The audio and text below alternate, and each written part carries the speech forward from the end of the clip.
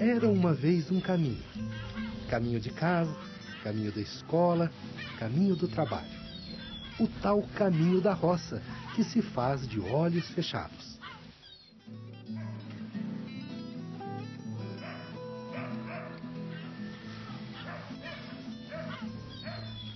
Mas um dia, todo o caminho pareceu diferente.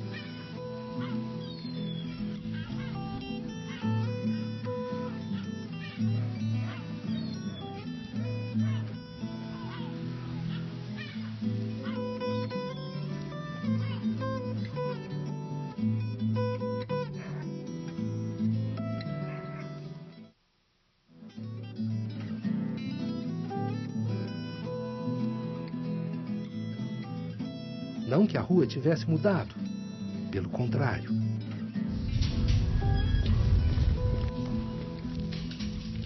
E aí, Tiago, tudo bom?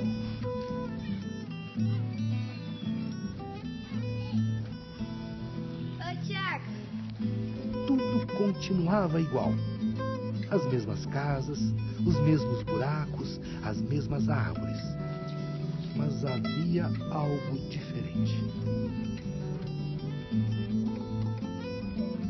Oi, e aí, Tiago? O caminho da roça, de repente, parecia um mundo novo.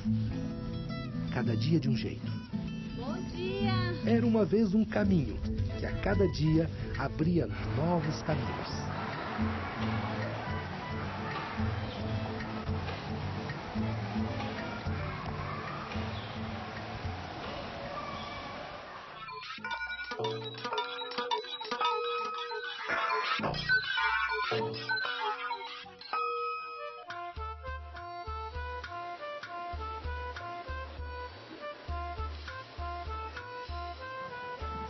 A leitura de livros, jornais, revistas, assim como a leitura do mundo, depende de treino, da constância e de um olhar atento.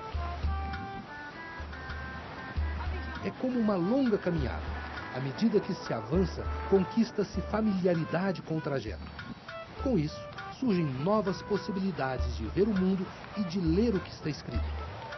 A leitura competente vai muito além da capacidade de interpretar as palavras e de conhecer os elementos da linguagem e os estilos de texto.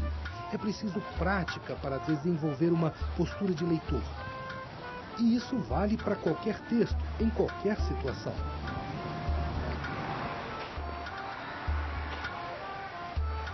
Para que a leitura seja transformadora, é preciso, assim como na vida, que o leitor crie o seu próprio caminho.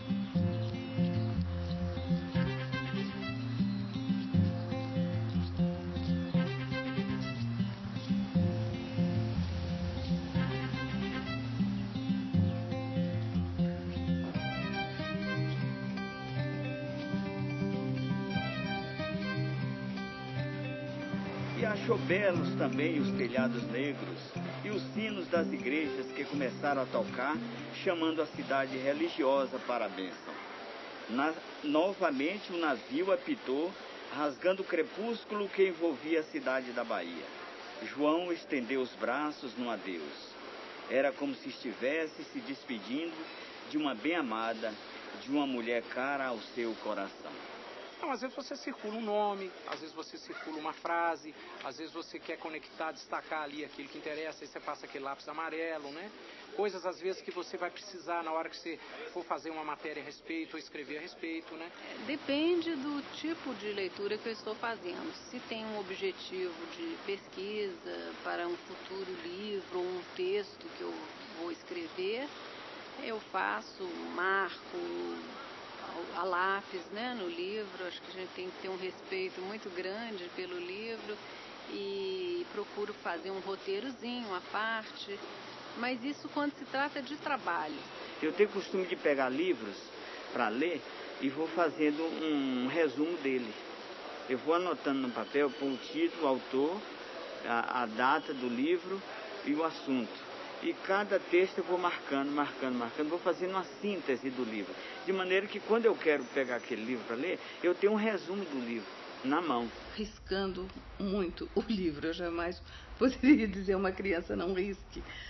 Eu risco porque eu faço as anotações, eu marco o que me chama atenção, marco o que gosto muito, marco aquilo com que não concordo, marco algo para indicar que eu devo pesquisar mais a respeito ou que remete a um outro texto que eu gostaria de ver. Então, uma leitura interativa também em termos de marcas, né, no texto. E existem outros mecanismos que são metacognitivos, quer dizer, você controla a sua mente durante a leitura. Por exemplo, você vai lendo e você percebeu que não entendeu uma parte do texto. Então, você mesmo percebe e volta para tirar dúvida no texto, né? Você adia determinadas dúvidas. Por exemplo, você está passando por uma parte de um texto que você ainda não compreendeu bem, mas você suspende a dúvida até a dúvida se dissolver no próprio texto, mais adiante. Existem outras estratégias que são de reorganização mental do texto. Quer dizer, você faz uma tradução do texto com palavras mais simples, com suas próprias palavras, com sua própria compreensão. Isso é a leitura de um texto informativo, tá? Mas o texto lúdico, o texto literário, ele pressupõe uma suspensão da dúvida. Você entra na história acreditando que aquela história é verdadeira, certo? E você deixa o texto te envolver. Por isso que não se indica que os professores façam provas sobre os livros, porque as crianças guardam do livro uma ideia geral, né? Uma ideia em que foram gravados episódios significativos, e o que é significativo para um às vezes não é significativo para outro, né? Então essa ideia geral que fica do livro, ela é muito pessoal, não há como cobrar numa prova, né? Então é preciso que haja realmente possibilidade de envolvimento, e esse envolvimento tem que ser com liberdade. A criança tem que pegar o livro de ficção e ler com bastante liberdade, né? No ritmo que ela encontra para ler o livro.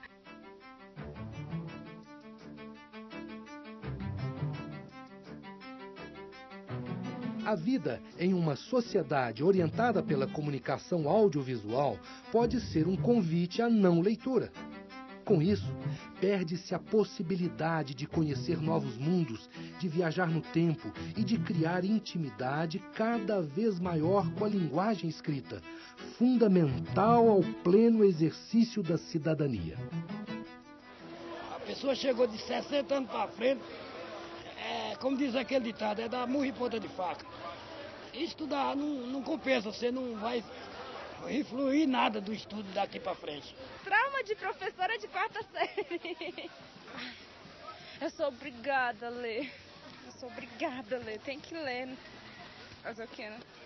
Um pouquinho sim, um pouquinho não. O necessário.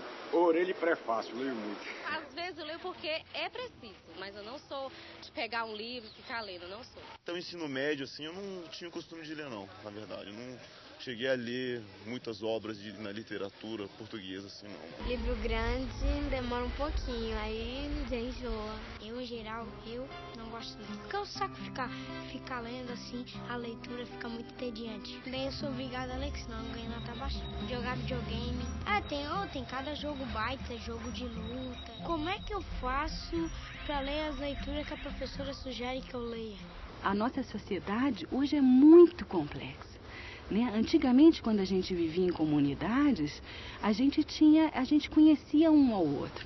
Então, até hoje, por exemplo, algumas práticas africanas de leitura escrita, como ocorre? Eu escrevo, encontro com você e leio para você. você gostaria de me visitar hoje? Então é na presença do outro, porque é a comunidade. Mas hoje nós moramos em sociedades muito complexas, né? Em que nós temos várias formas, né, de comunicação, vários modos de comunicação: visual, o escrito, o oral. Então, pode jogar o videogame? Pode, né? Mas vamos explorar o mundo de outras formas. Quem sabe no futuro, quando você for fazer o seu videogame, né, você não vai ter tantas outras ideias, porque você leu tantos outros livros, conheceu tantas outras realidades. Então eu digo, vá com calma, vá lendo aos poucos, se organize, veja o melhor lugar que você pode ler esse livro, e vai lendo aos poucos, anotando. Cada um tem um estilo pessoal de ler. Por que você não descobre esse estilo pessoal de ler?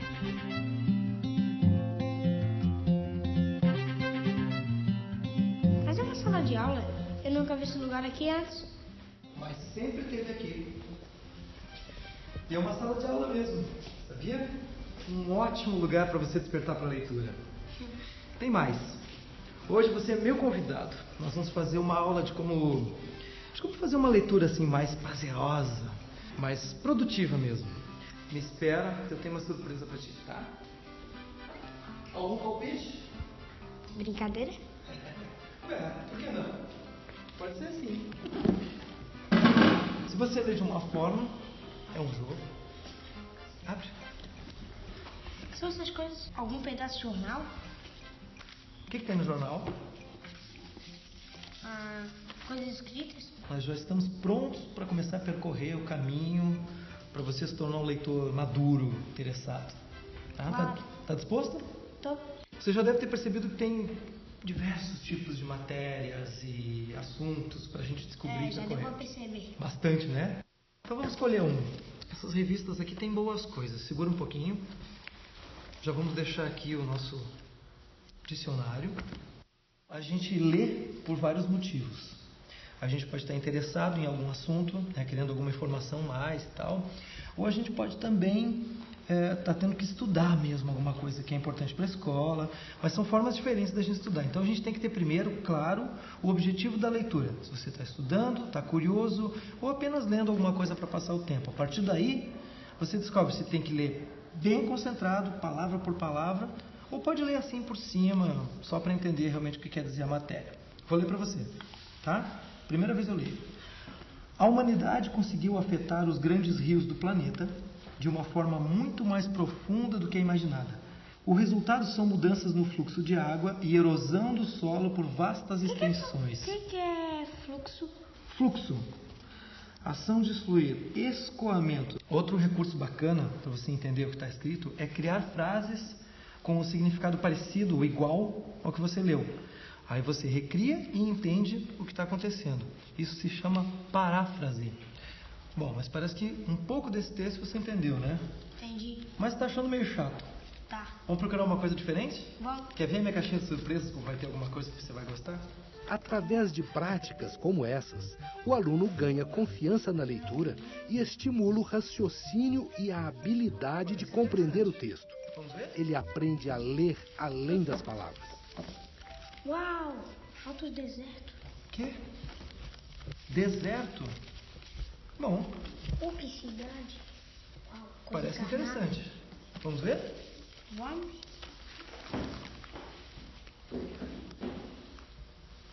Viu? Você está lendo por curiosidade agora. Então agora você tem interesse no assunto. Vamos procurar. Opa, quem é que eu não estou lembrando aqui? Não tem problema, a gente vai. Vamos lá, que lugar é? Cidade urbana, vamos ver. Construção douradas e avermelhadas domina a paisagem da cidade de Oasis. Oásis. Oásis erguida sobre areia. Oásis. O que é oásis? Nosso amigo dicionário. Oásis. Agora eu procuro no O, né? Se não me engano é isso. Posso ajudar? Pode. Vamos lá. Oá. Oá. Achei. Oásis. É isso mesmo. Região do deserto rica em água e coberta de vegetação. Então? Recanto, ameno e aprazível. Aprazível é que dá prazer. Ameno é mais não tão quente. Agora a gente tem que aproveitar e tirar informações desse texto para você poder usar depois, talvez numa pesquisa, num trabalho de escola ou para você mesmo lembrar desse assunto, né? Então vamos ver o que a gente tem de informações nesse pedaço de texto que você leu. Em primeiro lugar, a gente está falando sobre o quê? Sobre uma cidade no deserto. Perfeito. Vamos ver o que mais nós temos. Lê essa frase aqui e me diz o que significa. É fácil perder-se em seu labirinto de estreitas aléias. Quer dizer que é fácil se perder no labirinto de estreitas ruas. Isso, que mais? Mas o que torna Yazd realmente singular são seus templos de fogo, com chamas que queimam ininterruptamente há mais de 1500 anos, embora nem sempre no mesmo lugar. O que você conseguiu entender geral assim desse texto? O que torna essa cidade interessante são os tempos de fogo que ela possui. Que eles queimam há mais de 1500 anos e em locais diferentes. Quanta informação num texto tão curtinho. Essa que é a parte boa da leitura. Gostou? Gostei. Interessante? Até que sim. Então, essa é a forma certa da gente aproveitar uma leitura. Quando a gente gosta do que está lendo, a gente se interessa e acaba aprendendo sobre isso e podendo passar para outras pessoas ou até caprichando num trabalho de escola, que tal? Boa ideia. Boa ideia, né? Eu era uma criança muito tímida, né? Extremamente tímida, eu não falava, eu era daquelas crianças, alunas assim, que a professora quase não percebia em sala. Mas sempre gostei muito de estudar, de ler, só que eu tinha vergonha de aparecer, de falar e tal. E na segunda série, assim, a professora pediu para eu ler em voz alta e eu não li. Eu completamente parei, fiquei estacionada, assim. E a minha única reação foi ficar olhando para ela e ela, lê, Fabiana? E eu não respondia, né? Fiquei parada e nisso eu chorei, só chorava. Então, assim, por timidez, como eu passei nessa dificuldade justamente na escola, eu evito expor meus alunos assim, né? Mas eu tenho em sala de aula caixas de leituras, de gibi, textos, né? A gente tem a caixa literária, onde eles trocam livros 2 vezes por semana. Quando eu peço para ler leitura, né, oral, em voz alta, eu peço espontaneamente, eu não exijo que aquele aluno tenha que ler, né? O aluno que quer ler. Né? Então eu trabalho muito assim. E textos, assim, eu levo, como eu tenho dificuldade, então eu sempre estou me policiando para estar levando isso de uma maneira mais prazerosa com os alunos, tal, porque eu sei da minha dificuldade. O mundo não deixa ninguém analfabeto. A gente precisa saber disso. Né? Às vezes a gente reclama que a criança não lê. Ela não lê um livro.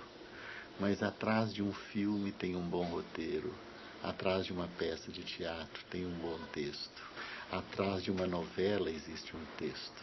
Então a gente está lendo o tempo inteiro, a gente está lendo o mundo inteiro, o tempo inteiro. O mundo não deixa ninguém analfabeto. O Paulo Freire falou muito isso, né, que a leitura do mundo antecede a leitura da palavra. Eu digo sempre, brinco sempre, que o primeiro objeto, inclusive, de leitura do aluno na escola é o olhar do professor, né? Porque eu acho que tem professores que quando olham pode nos afastar e tem professores que quando nos olham nos acolhe. O olhar tem essa possibilidade. Há pessoas que quando olham você se sente acariciado e tem pessoas que quando olham para você se sente agredido. Às vezes a relação da sala de aula ela não se dá por causa de materiais didáticos, por causa disso. Ela se dá porque o professor não tem um olhar que permite a liberdade. Se prepara porque agora a surpresa não é pequena. Se já achou interessante aquela leitura, vai ver o que nós temos de opção aqui agora. Que é opção nova. O livro de história é esse aqui, ó. Livro de ouro da história do Brasil. Tá vendo? Ó. Livro de ouro da história do Brasil. Você não quer colocar esse dicionário mais para lá? Vamos procurar alguma coisa interessante. Olha só como ele é carregado de informação, ó. Vamos ler esse pedacinho de texto aqui para você compreender alguma coisa nova? O primeiro instrumento institucional de ocupação das terras americanas foi a feitoria. Através delas faziam-se contatos com índios da terra e explorava para o Brasil. Se você tivesse que tirar informações daqui para talvez fazer um trabalho para a escola ou alguma coisa assim, nós teríamos que fazer o quê? Acha difícil? Mais ou menos. Mais ou menos. Sabe por que não é difícil? É bem fácil, a gente só precisa usar a mesma técnica daquele texto que a gente usou antes, que era, em primeiro lugar, pegar uma ideia geral do que o texto quer dizer. Enfim, sobre o que estamos falando, em primeiro lugar? Sobre o que você acha que estamos falando aqui? Sobre o descobrimento do Brasil? Também. E o primeiro instrumento institucional de ocupação das terras americanas foi a feitoria. A ilustração e a legenda servem para quê? Para dizer... para representar o que foi dito no texto. Então facilita o nosso entendimento. Palavras-chave, coisas importantes que a gente precisa pegar. Aqui nesse caso, uma palavra-chave seria? Feitoria. Feitoria. Que tal se a gente anotasse os trechos mais importantes?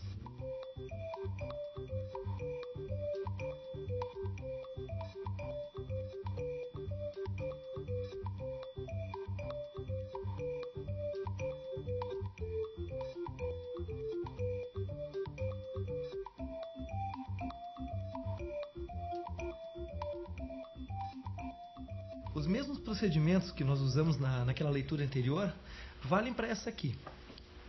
As perguntas, a compreensão das palavras e a releitura do texto. Em primeiro lugar, a gente tentou pegar uma ideia geral do que o autor queria dizer com o texto. Certo? Depois a gente pegava palavras-chave para melhorar a compreensão. Depois buscava palavras que você não conhecia, para a gente buscar no nosso amigo dicionário. Certo? Então, tinha que reler a frase para conseguir compreender o sentido dela e, enfim, entender o texto todo. Perfeito? Aí, outra coisa que a gente pode fazer, que não deve esquecer nunca, é copiar pequenos trechos do texto para a gente memorizar e entender o que está escrito.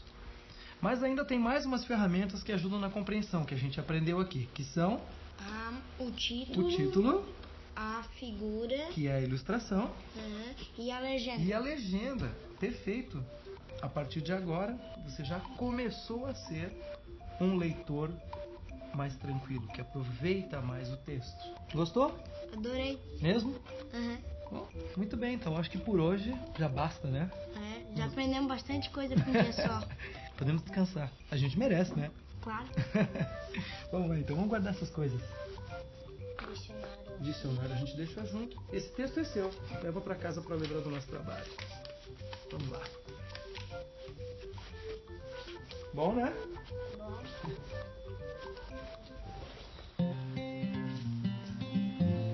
Obrigada, professor. Acho que eu comecei a ler com gosto. Eu acho que em breve você vai se tornar um leitor bem mais maduro e consciente. E vou dizer mais, hein? Um dia você vai estar ensinando outras pessoas a ler também. Será? Começa pelo menos pra mim. A minha história é reduzida mais ou menos assim. Chora.